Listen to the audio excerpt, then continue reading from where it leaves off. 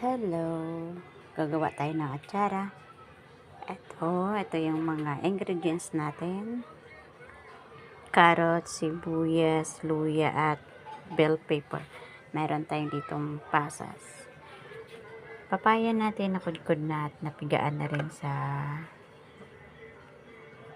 asin. Pagkatapos pigaan ng asin, hinugasan para mawala yung alat. 2 cups na suka. 1 cup na sugar.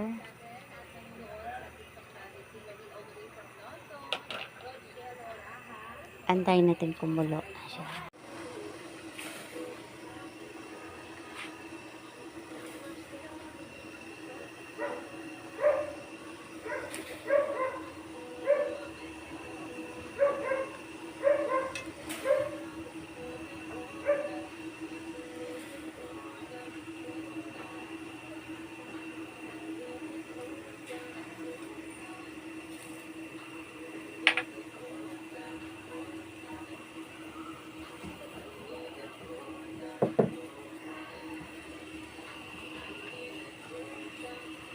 Pakuluin siya ng 2 minuto.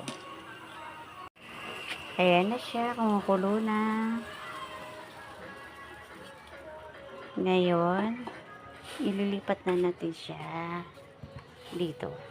Ilagay na natin siya habang mainit pa. Yan.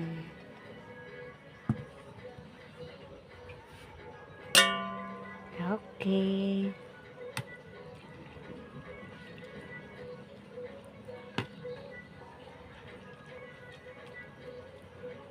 Atsara.